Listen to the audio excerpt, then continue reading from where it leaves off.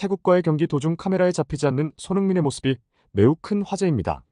손흥민이 골을 넣은 직후 중계화면에는 잡히지 않은 돌발 행동이 경기장을 찾은 5만여 태국 관중을 정적으로 몰아넣어 국내 팬들 사이에 큰 즐거움을 주고 있는데요. 대한민국 대표팀이 체감온도 35도에 이르는 엄청난 무더위 속에서 펼쳐진 90분간의 혈투 끝에 손흥민의 골과 이강인의 도움으로 태국을 3대0으로 서력했습니다.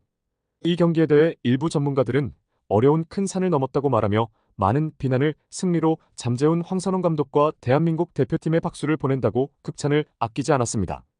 이날 경기의 이모저모 YT뉴스에서 자세히 알아보겠습니다.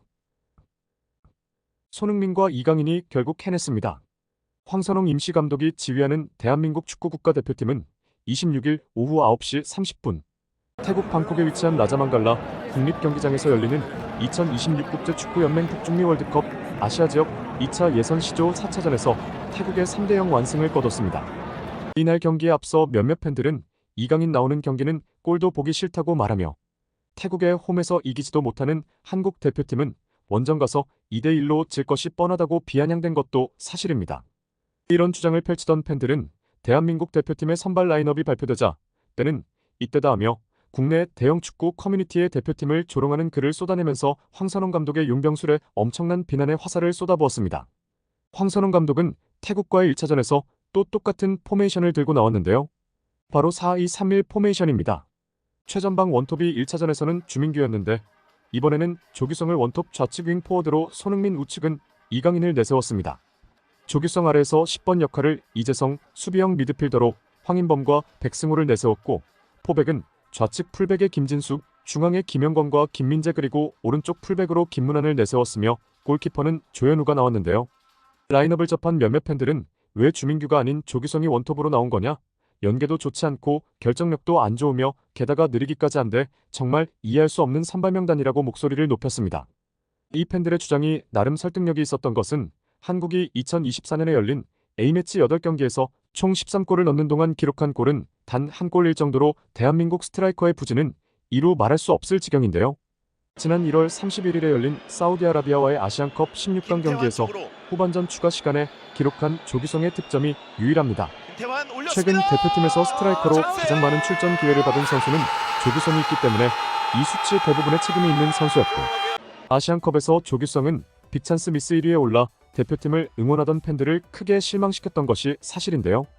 국내 매체들 역시 수비형 미드필더가 없어서 수비가 불안한데 여전히 황인범과 백승호를 기용하는 의도를 모르겠다고 보도하면서 박진섭이 센터백 자원으로 그나마 수비형 미드필더까지 볼 수 있는 선수인데 고질적인 수비 불안을 이번에도 노출할까봐 일부 팬들은 주민규를 후반전 슈퍼서브 쓰려고 하는지도 모른다고 말하며 일단 경기가 어떻게 진행되는지 보자고 말하기도 했는데요.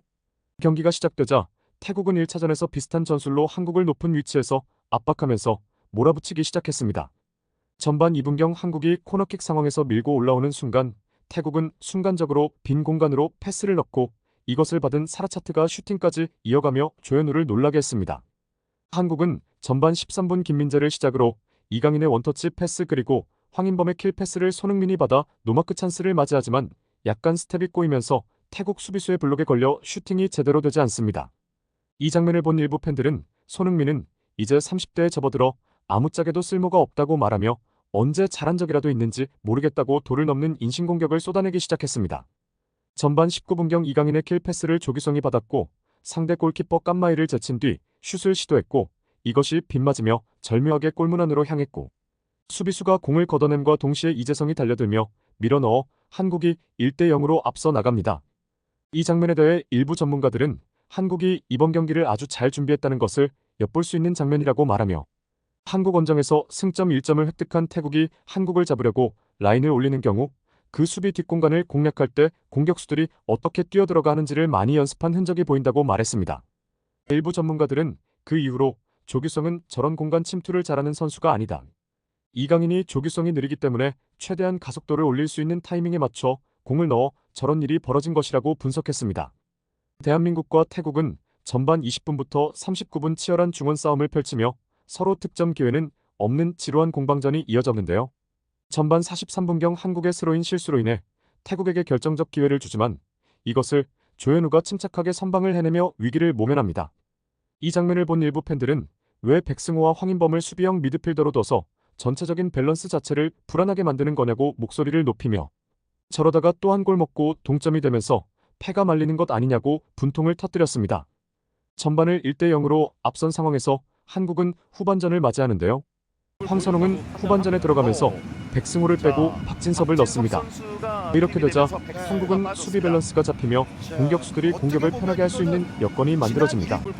후반 9분경 상대편 페널티 박스 앞에서 공을 잡은 이강인은 왼쪽 측면에 손흥민을 향해 패스했고 이것을 손흥민은 강력한 왼발 슈팅으로 골망을 흔들었는데 이 장면을 본 수많은 축구 팬들은 이게 손흥민, 이강인 이지라고 감탄을 하며 손흥민과 이강인 싸잡아 트집 잡던 인간들 다 어디 갔냐 이게 바로 대한민국 대표팀의 현재와 미래다라고 극찬을 아끼지 않았습니다.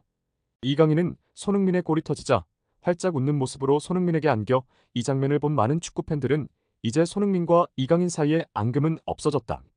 하나로 뭉쳐 앞으로 나가가야 할 때라며 큰 박수갈채를 보냈는데요. 경기 후 현장을 찾은 국내 축구 팬들은 이 감동의 장면을 촬영한 직캠 영상을 자신의 개인 SNS에 올려 많은 팬들로부터 큰 관심을 받았습니다. 특히 그 영상 중에 손흥민은 이강인과 포옹 후 중계 카메라맨에게 다가가 하이파이브를 하고 카메라를 향해 주먹을 불끈 쥐어 이 장면을 본 많은 축구 팬들로부터 골 넣고 세리머니가 정말 어린애 같다고 말하며 큰 웃음을 선사했는데요. 손흥민은 카메라맨과 하이파이브 후 하프라인으로 복귀하면서 한국 벤치 앞을 지나가며 선수 및 코치진과 하이파이브를 하며 기뻐해 역시 많은 팬들에게 정말 천진난만한 손이라는 칭찬을 들었습니다. 태국은 2대0으로 한국이 앞서가자 완전히 전의를 상실해 한국을 상대로 이렇다 할 공격조차 펼치지 못했습니다. 현장을 찾은 태국의 5만여 관중은 한국의 두 번째 골이 터지자 정적에 휩싸이면서 망연자실한 표정으로 손흥민의 세리머리를 고통스럽게 지켜봐야만 했습니다. 그러나 이게 마지막이 아니었습니다. 한국은 김민재의 헤딩 어시스트를 받은 박진섭이 그대로 태국 골방에 세 번째 골을 꽂아 넣으면서 한국을 상대로 기적같은 무승부를 연출하며 한국을 홈에서 잡겠다고 기세등등했던 태국의 마지막 추격기지를 완전히 짓밟아버렸습니다.